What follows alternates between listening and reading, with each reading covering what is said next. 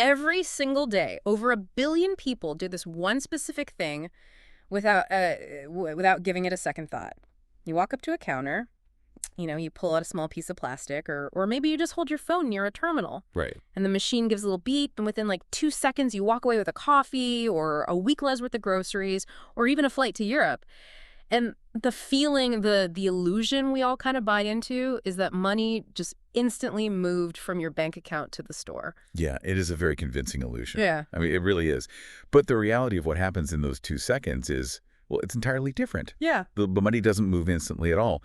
Instead, your simple tap sets off this crazy chain reaction through one of the most sophisticated financial infrastructures ever built. Which is wild to think about.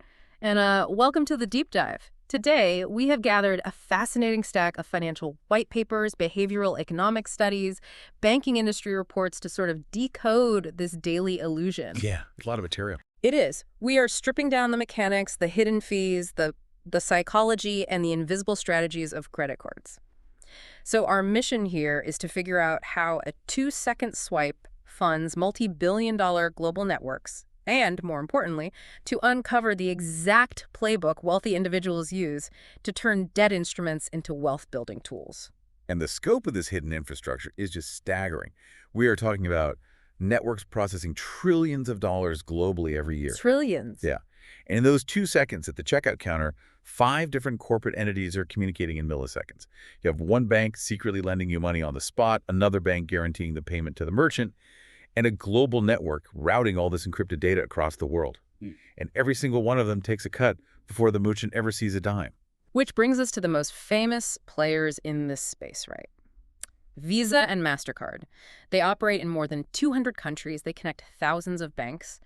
But looking through the financial filings we pulled for today, there is a critical piece of the puzzle that just completely shatters a massive assumption most of us have. Oh, yeah. Neither of those companies actually lends you a single dollar. No, they don't. They do not issue credit. Yeah. They do not have loan portfolios. I mean, if you have a Visa card in your wallet right now, Visa did not loan you that money. I want to stop right there, because if Visa is not lending me the money, whose money is actually changing hands when I buy that coffee? Like, whose risk is actually on the line? Well, to see whose money is on the line, we kind of need to slow down time. Okay. Let us take a concrete scenario. Imagine you walk into an Apple store today and you buy a brand new MacBook for exactly $2,000. Right. You tap your Chase Visa credit card. Now, the moment that plastic hits the terminal, a request fires off to Apple's payment processor. That processor then forwards the request to Apple's acquiring bank. Wait, let's clarify that term, because acquiring bank and issuing bank can easily blur together. Apple's acquiring bank is basically the financial bouncer for their money, right? It's the institution that handles incoming payments on Apple's behalf. Yeah, that's the way to put it. But at this point, Apple's acquiring bank has no clue who I am or if I am actually good for the $2,000. Precisely. They are flying blind regarding your financial health. So Apple's acquiring bank sends the authorization request up to Visa's network. And then the network's algorithms recognize the card was issued by Chase. Okay. So it instantly routes the request over to Chase's servers. Chase is the issuing bank. They're the ones who actually gave you the credit card. Now, in the span of milliseconds, Chase runs this incredibly complex risk assessment. So what are they looking for in that fraction of a second? Well, they check your available credit limit, obviously. Sure. But they also run a real-time fraud score. They analyze your historical spending patterns, like, are you suddenly buying a computer in a city you have never visited? They check your physical location, the merchant category, the time of day. And if you pass all those checks, Chase sends a single digital word back down the chain. Approved. Okay, so the approval travels back through the network, the terminal gives the little beep, the receipt prints, and I walk out of the store with a laptop in less than 2 seconds. But our research is pointing to something pretty wild here. Yeah. When I walk out the door, Apple has not actually been paid. Like, Apple is handing over a brand new $2,000 piece of hardware based purely on a millisecond digital promise. Yeah, that is what the banking industry calls the authorization promise. Hmm? An authorization is nothing more than a guarantee from the issuing bank, in this case, Chase. Right. A guarantee that they will eventually cover the cost. The actual transfer of funds is a completely separate mechanical process. It involves clearing and settlement. Which brings up a massive logistical question for me. If the money isn't moving right then, how does everyone get paid? Like, why wouldn't they just transfer the money instantly so Apple isn't left holding the bag on a promise? Well, because if banks tried to settle every $4 coffee, every train ticket, every laptop purchase individually in real time, the computational load would literally freeze the global economy. Oh, wow. Yeah, the data bandwidth required would just be apocalyptic. So instead, they use a batch process. Throughout the day, the network just keeps a massive ledger of these promises. Then, usually late at night, clearing and settlement happens in these massive batches. Like a big end-of-day tally. Exactly. The network tallies up the millions of transactions, calculates the net amounts of who owes what to whom, and the banks exchange the aggregate funds in large lumps. And finally, Apple gets its money deposited into its acquiring bank account. Okay, so that makes sense from a technological survival standpoint, but taking on that delayed settlement risk, I mean, that is not a charity. The merchants are paying heavily for this infrastructure to exist. Oh, they are paying a heavy premium for it.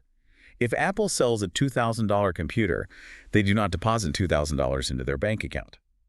Every time a merchant accepts a credit card, they are charged what is called the merchant discount rate, or MDR. Right, the swipe fee. Yeah.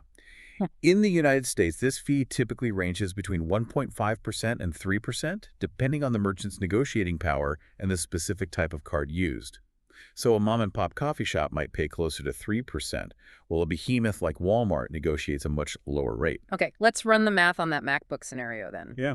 If we assume Apple is paying a 2% fee on that $2,000 transaction, that is $40 vanishing from the sale. Correct. So Apple receives $1,960. Now, if you ask most consumers where that $40 goes, they look at the logo on the card and assume Visa keeps it. And that's the big misconception. The breakdown of that $40 is where the true economics of the system really reveal themselves. And it shatters that assumption completely. Right. Because the biggest winner in this transaction is not the network, it is the issuing bank. Out of that $40 fee, roughly $32 to $36 goes straight to Chase. Wait, $36 out of 40? Yeah, That is an enormous slice of the pie. it is. In the industry, this is called the interchange fee. The issuing bank commands the lion's share because they are the ones taking all the credit risk. Think about it. If you take that MacBook home, lose your job the next day, and default on your credit card debt, Chase takes the loss. Right, not Visa. Not Visa, not Apple. The interchange fee compensates the bank for taking that risk. It also compensates them for advancing the money to Apple before you have paid your bill, for covering fraud losses, running customer service, and crucially, for funding the rewards programs. You know, the cashback and airline miles that convinced you to use their card in the first place. Wow. That interchange is the single most important revenue stream for credit card issuers. So Visa isn't the water flowing through the pipes, and they aren't even really the plumbing. They are just the traffic cops directing the water. But if Chase takes $36, what is Visa's cut? Out of that $40, Visa might take roughly $1. Sometimes even less. $1 for a transaction that large? Yeah. That seems shockingly low for a company valued in the hundreds of billions of dollars. I know, but you have to look at their business model through the lens of volume, not margin per transaction. Yeah. Visa's business is owning the payment highway. They are collecting a microscopic toll on every single vehicle that passes through. Okay, I see. Every authorization message, every end-of-day settlement file, every cross-border transaction generates a fee. Even when you use Apple Pay, which uses a process called tokenization, where your actual card number is replaced with a temporary single-use code to prevent hacking. Right. Visa takes a tiny fee for generating and routing that token. So individually, these fees look totally insignificant. But when you process billions of transactions across the global economy every single day, you build a financial juggernaut. And I assume the remaining few dollars from our $40 pie are split between the acquiring bank and the payment processor for, maintaining the physical card readers and the digital gateways. Correct. Yeah, they take the final crumbs for providing the physical and digital infrastructure to the merchant. So this brings up a major contradiction for me. On a $2,000 purchase, Apple gets $19.60, Chase gets about $34, Visa gets $1, and the processors take the change. If banks like Chase are making $34 just for letting me swipe the card and pay it off, why does the conventional narrative always say that banks only want us trapped in revolving, crippling debt? Because the conventional narrative only sees half the picture. The idea that banks only want you in debt ignores the dual-engine business model of credit cards. Yeah, there are essentially two distinct businesses operating inside every piece of plastic. The first is the payment business. This is driven entirely by those interchange fees we just broke down. Every single time you swipe, the issuing bank gets a cut from the merchant. You could be the most responsible consumer on earth, paying your balance in full every single month, never paying a cent in interest, and the bank is still generating consistent, massive revenue from your daily life via the merchants. So the payment business is fueled by the disciplined customer. Exactly. But then you have the second engine, which is the lending business. This kicks in when a customer does not repay their statement balance. The unpaid amount begins accruing finance charges, often at astronomical rates. Yeah, we are seeing like 20 to 30% APRs in the current U.S. market. Exactly. And this is where revolving debt becomes intensely profitable for the issuer. The undisciplined customer generates interchange from their swiping, plus compounding interest from their borrowing. So banks are happy to serve both types of customers, but the mathematical reality is that the revolving debt profile is dramatically more lucrative per capita. Okay, looking at the structure of these networks, I have to bring up the outlier. Whenever we talk about this dynamic between the network taking a tiny cut and the issuing bank taking the massive cut, someone always points to American Express. Oh, sure. Why does Amex always seem to offer the craziest travel perks, the airport lounge access, the massive welcome bonuses, if the underlying economics are the same? Well, the underlying economics are actually not the same. That structural difference is the entire reason Amex can offer those premium perks. See, Visa and Mastercard operate what we call an open-loop system. They are purely networks, partnering with thousands of different issuing banks like Chase, Citi, or Capital One. Right. So they have to split that merchant fee with those banks. American Express, on the other hand, operates a closed-loop system. Meaning they play both roles. They're the network and the bank. Yes. American Express acts as the payment network, routing the transaction, and the issuing bank taking the credit risk. Because they are not splitting the merchant fee between two separate massive corporate entities, they capture a much larger portion of the transaction revenue. Oh, which explains the historical friction with merchants. I remember for a long time you'd see signs that said Visa and MasterCard accepted, no Amex, because Amex was charging merchants a significantly higher fee since they commanded this premium customer base. That is the exact trade-off. That integrated model gives Amex significantly higher margins per swipe, and they take those margins and weaponize them to fund the premium rewards, the physical airport lounges, the high-end hotel benefits. Okay. They use those perks to attract highly affluent spenders, who then spend so much money, the merchants are eventually forced to accept the higher Amex fees because they just cannot afford to lose that customer demographic. Man, we are getting into human psychology here.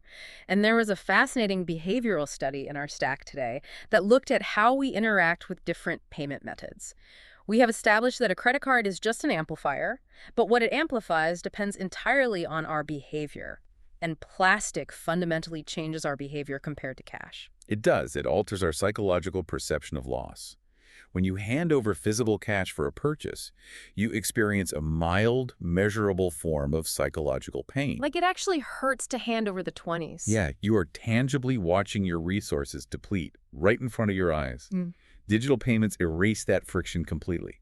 The transaction feels abstract. And when you add gamification into the mix, the colorful mobile banking apps, the confetti when you hit a spending streak. The countdown bars to your next tier of travel bonuses. Exactly. Consumption stops feeling like a loss and starts feeling like an achievement. Yeah, you see people buying a $1,000 television they absolutely do not need purely to hit a spending threshold to earn 20,000 reward points. The interface makes a bad financial decision feel highly productive. And we can map out the real-world consequences of this friction, or the lack thereof, by looking at a specific scenario from the financial data. Okay. Let us look at two identical consumers. We will call them Rahul and Daniel. They both have the exact same credit card, and they both spend exactly $2,000 a month on it. Wait, so if their spending is identical, let's break down how the bank extracts value from them differently. Sure. So Rahul chooses to pay the minimum amount due on his statement, let us say $70. The moment he does that, he forfeits his grace period. The remaining balance immediately begins accumulating interest, let us assume, at 24% APR. Yikes. Yeah. Without changing his spending habits at all, Rahul is suddenly paying hundreds of dollars a year, simply for the privilege of borrowing money. He is caught in the lending engine of the business model. He is bleeding wealth. So Rahul is basically paying a subscription fee just to be in debt. Yes. But if Daniel is spending the exact same amount, how is the bank making any money off him? He seems like a terrible customer for them if he's not paying interest. Well, Daniel pays his statement balance in full every single month. He pays zero interest. He maintains his grace period perpetually. He earns his cash back or travel rewards on every purchase, and he builds an immaculate credit history. Right. You might think he is a bad customer, but remember the payment engine. Daniel is generating $30+ in interchange fees for his bank every single time he spends that $2,000 without the bank ever having to chase him for a late payment. Same plastic, same monthly spend, but a completely divergent financial outcome. Let's pause on a very specific phrase you just used. You said Daniel pays his statement balance, not the current balance, not the minimum balance. Why is the statement balance the magic number? I think a lot of people log into their banking app, they see 3 different numbers, and they just guess. And that guess can be costly. Understanding the statement balance is the single most important defense a consumer has against credit card debt. The statement balance represents everything you spend during the previous, roughly 30-day billing cycle. Okay. The current balance includes the statement balance plus whatever you have spent in the new billing cycle that just started. To avoid paying interest, you only ever have to pay the statement balance by the due date. Because that is the exact threshold required to maintain the bank's interest-free grace period. Correct. The system is designed to give you a window of time where the bank's money is free to use, provided you settle the specific ledger for the previous month. If you pay even $1 less than the statement balance, the grace period is revoked, and interest is calculated daily on your average daily balance. Wow, okay. So if merchants are jacking up prices to cover these rewards, it creates a massive point of tension. Daniel is earning all these rewards, paying zero interest, extracting value from the system. But there is no such thing as free money. If Visa isn't paying for his cashback and his bank is just passing along a portion of the merchant fees, who is actually funding these massive reward ecosystems? The ecosystem is funded by the merchants. Every time a business decides to accept credit cards, they agree to pay those processing fees. A significant portion of those fees becomes the interchange revenue that banks use to finance their rewards programs. And here is the kicker. The more premium a credit card is, the higher the tier of Visa Infinite or Mastercard World Elite. The heavy metal card. Yeah, exactly. The more it costs the merchant to process that specific swipe. So the merchants are essentially subsidizing the cashback and travel points of the consumers. They are the financial engine behind the perks. And this reality has sparked some of the most intense regulatory and legal battles in the financial sector over the last 2 decades. You have 2 firmly entrenched camps here. Retailers argue that these swipe fees are essentially an unavoidable tax on doing business. To maintain their profit margins, they are forced to raise retail prices across the board for everyone. Which is the classic argument that the cost of doing business just gets passed down to the consumer. But what is the counter-argument from the banking sector? Well, the banking sector argues that these fees are entirely justified. They point out that this infrastructure guarantees payment, finances secure electronic commerce, and eliminates the massive costs and risks associated with handling physical cash. Like armored trucks and employee theft. Right. Managing cash is expensive. And they say they provide consumers with immense purchasing power and fraud protection.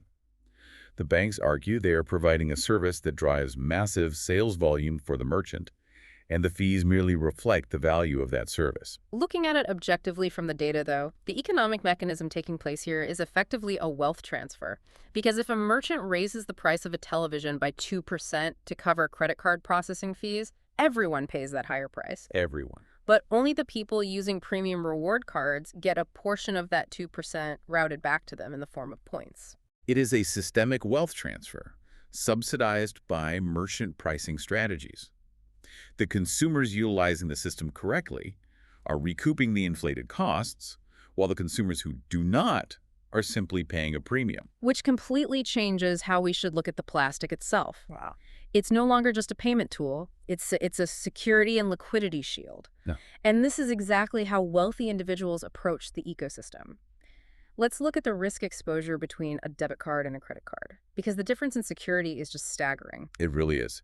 And the difference comes down to whose money is on the line when a transaction occurs. If someone compromises your debit card and spends $2,000 in an electronics store, That money is immediately drained from your personal checking account. It's just gone. Gone. Your rent check might bounce. Your auto-pay utility bills might fail. You have to fight with the bank for weeks to get your own liquidity restored. But if the same exact fraud happens on a credit card, It is the bank's money at risk.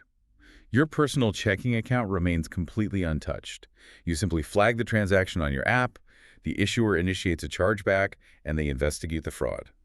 Federal consumer protections provide incredibly strong safeguards against unauthorized credit card transactions. so it acts as a firewall for your personal liquidity. Yes. And it is not just fraud protection. The economics of the card indirectly pay for all these auxiliary consumer protections that people rarely even know they have. Yeah, that's true. We are talking about extended warranties on electronics, purchase protection against accidental damage or theft, rental car insurance, trip delay coverage. These are safety nets baked into the system by the banks to incentivize you to swipe. But I'd say the most powerful tool in the arsenal of the affluent user is the strategic use of the grace period as a liquidity mechanism. Okay, this is where the math gets really interesting because a lot of people hear grace period and think it just means paying by the due date. Let's actually walk through the timeline of a 55-day grace period because I think people stumble on the math here. Let's do it. Let's say I buy a $3,000 piece of business equipment on August 1st. All right, let's just map it out. You buy the equipment on August 1st. Assume your credit card statement closes on the 30th of every month. Okay, so the statement closes August 30th, so I have to pay the $3,000 on the 30th. No, and that is the trap people fall into. The statement closes on the 30th, which just means the bank takes a snapshot of what you spent in August. But the bill for that statement is not actually due until September 25th. Hold on. From August 1st to September 25th, you're telling me Chase just bought me a laptop and they're letting me hold their $3,000 for nearly 2 months completely free of charge? Yes. If you pay the statement balance in full on September 25th, your interest charge is zero. You have effectively borrowed $3,000 from the bank for nearly 55 days. That is incredible leverage. And this is how smart money operates. They do not use the grace period as an excuse to spend beyond their means. They use it to optimize their cash flow. While the bank is temporarily financing their daily operations or their large purchases, their own cash remains liquid. It stays invested in the market, or it sits in a high-yield savings account earning interest for those 55 days. They are leveraging the bank's balance sheet to protect and grow their own. So we have unpacked the invisible networks, the merchant fees, the behavioral traps, and the liquidity shields. How do we consolidate this into a playbook? Based on the financial strategies in our stack today, what is the bottom line for navigating this system going forward? Well, the Smart Money Playbook relies on a few non-negotiable principles. The first is a profound psychological shift regarding rewards.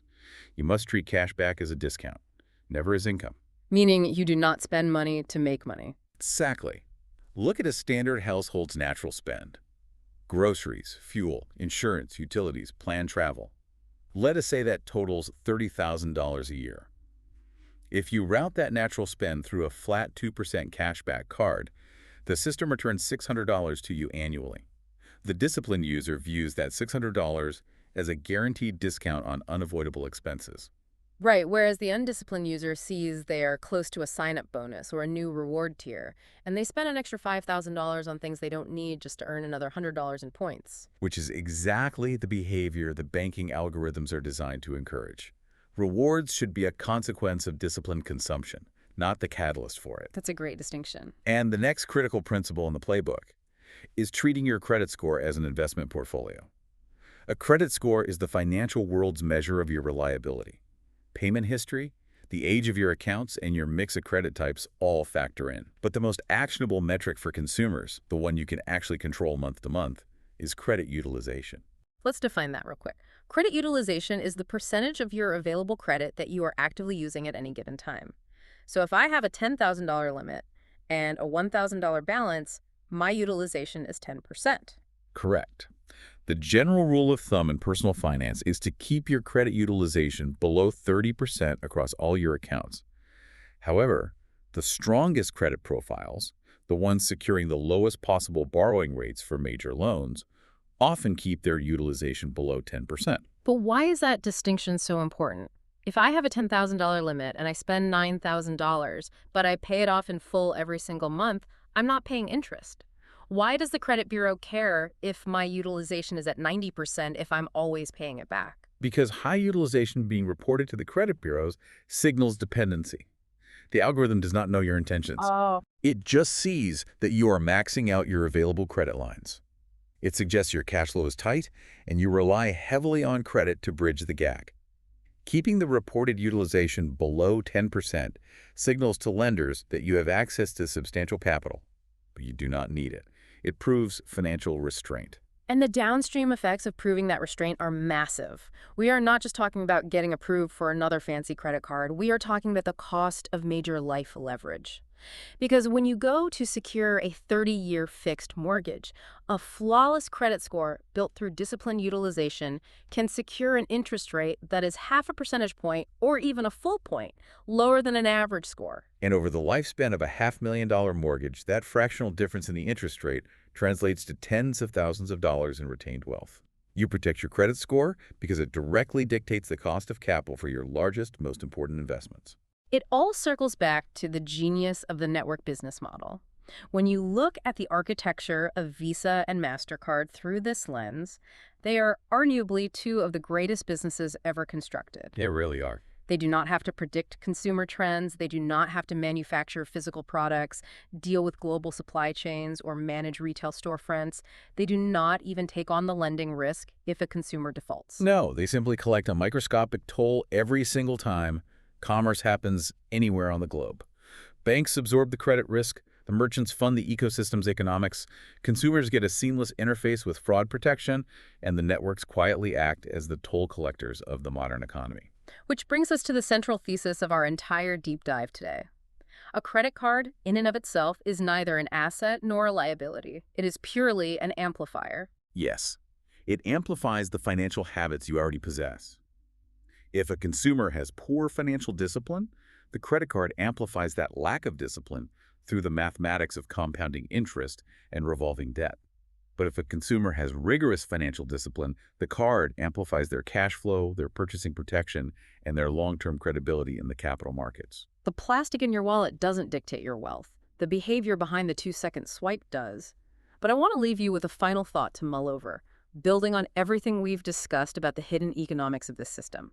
Next time you go to the grocery store or book a flight, remember this dynamic. We established that merchants must bake those 2 to 3% swipe fees into the final retail price of their goods simply to survive and maintain their margins. So here is the question. If the cost of the credit card ecosystem is permanently baked into the price of a gallon of milk, a laptop, or a plane ticket, does that mean every time you pay with physical cash versus standard debit card, you are quietly and visibly subsidizing the luxury flights and the 5% cashback rewards of the wealthiest credit card users?